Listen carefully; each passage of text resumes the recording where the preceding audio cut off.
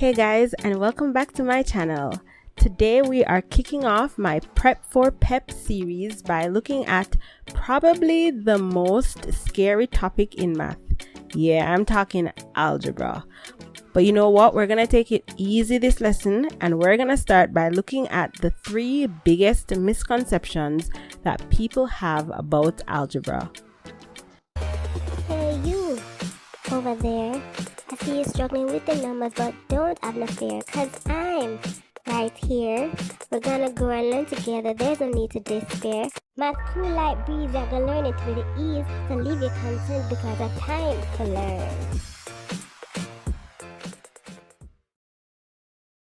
Now, before we even start to look at the misconceptions, let's pause to find out more about algebra.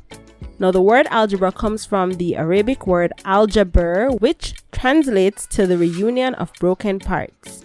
Now, the topic dates back many years, but this guy named, and guys, I'm not even gonna attempt to pronounce his name, is regarded as the father of algebra because he was one of the first persons to write about the topic. Algebra is a topic in math that involves the use of letters to represent arbitrary numbers. And by arbitrary numbers, I mean numbers that we don't know. That is why we have to label them as letters. Algebra is also the foundation for many other topics, including quadratic formulas, trigonometry, and calculus. And I know these are sounding like heavy topics, so you can see why algebra always gets a bad rap. So with that, let's start by looking at our first misconception. Now, one of the most frequent things I always hear people say about algebra is, what are letters even doing in math? Like, math should be about numbers, so when letters are added, I mean, that just kind of complicates things. But the basics of algebra is founded on this concept, and guys, please remember this no matter where you go. As long as you're dealing with algebra, always remember this one thing. Letters in math are in fact numbers. So just as an example, say we wanted to find out how many oranges Miss Pearl brought to the market last week or this week. Imagine if we had to write out that statement every single time in an equation. That would get like really annoying. So instead, we give it a label. So we call it say O. So now O represents the number of oranges, which is a number that we don't know, right? Understanding this concept of labeling unknown numbers definitely helps to understand algebra on a whole. But you know what? I'm going to pick this up in another video, so let's get back to what I was saying. The use of letters in math is not only to label numbers we don't know, but also to label numbers that we may know but are like too long to write, numbers that are constants, meaning they are known by everyone to mean the same thing. Oh, by the way, these are Greek letters, but don't even worry about that, right? And letters are also used to make general statements in math.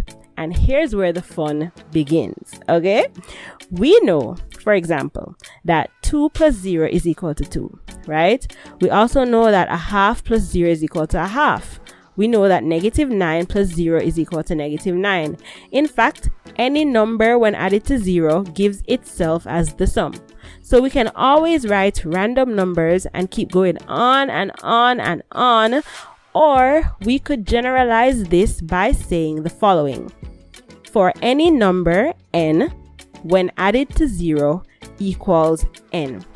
Now, this is a much more powerful result because it's saying that instead of trying to prove that this statement is true for as many numbers as we can write, we're going to prove it for all of them.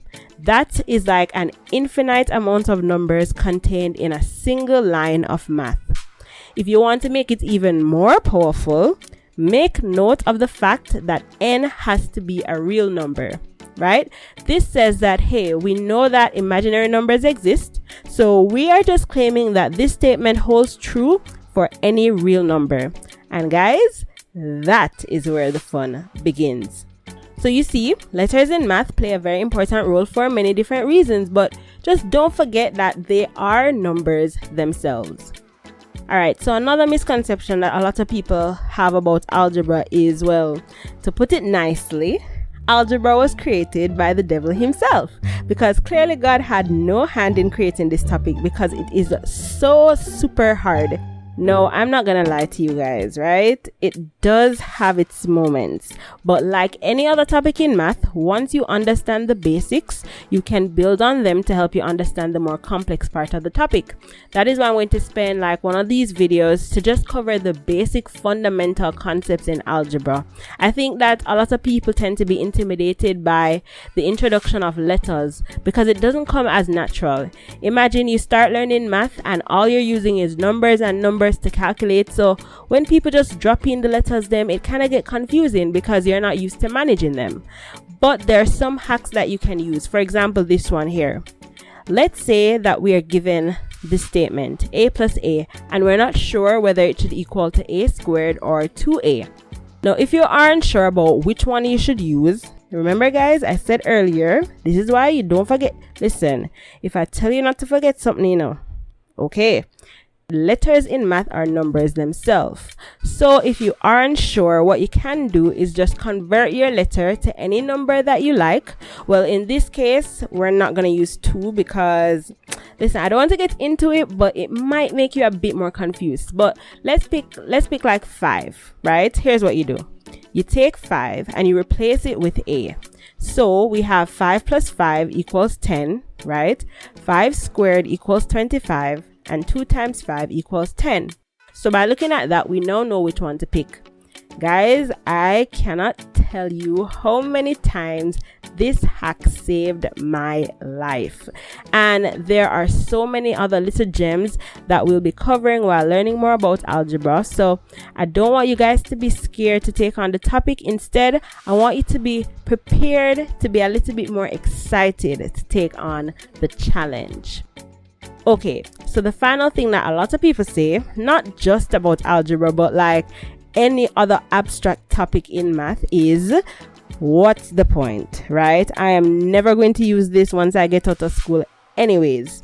And to that I say, you are absolutely 100% correct. But, and there is a but, it is not necessarily what you learn, but what it takes for you to learn these topics. No, I feel like you do use algebra a lot in your life, just not in the sense that it is taught. So you're not going to be walking around labeling things as letters and finding X and finding Y and stuff like that. But anytime you find yourself trying to figure something out, trying to figure out a number, whether it's measurements, are you trying to add up something, are you trying to figure out the tax on something, you are using algebra, just not in the sense that it was taught. But that's not even all that important. What is most important is this. For you to grasp the concept of algebra, right? I mean, to be able to treat letters as if they were numbers, to be able to convert worded problems into math, that's almost like translating a language. That takes a lot of skill. I'm talking about reasoning skills, logic thinking skills, problem solving skills, and being able to think outside the box. You see where I'm going with this? These are skills necessary to help you navigate through life, right? Irregardless of whatever career path you want to take, being a good problem solver and creative thinker is always helpful. So if you really think about it, algebra is about to take you to a whole nother level. And with that, we've come to the end of today's video. I hope that I was able to help anybody out there who might be worried about taking on this topic to see that it is not as hard as it might seem. In our next video, like I mentioned, I will be looking at the basics of algebra, so make sure to stay tuned for that video. As usual, be sure to like, comment, and subscribe. Also, be sure to share with anybody that you know that will help. Oh, and be sure to follow me on Instagram at mathislifeja to keep up to date with all the things that are going on. There are so many videos that are coming out for this PREP for PEP series. Because why did I choose that name? I'm finding it so hard to say. PREP for PEP. See if you can say that 5 times fast. I know I can't. But yeah, I'm so excited for all the videos that are coming out for this series, and I just can't wait to share them with you guys. So until then, remember, we're all in this together because math is life.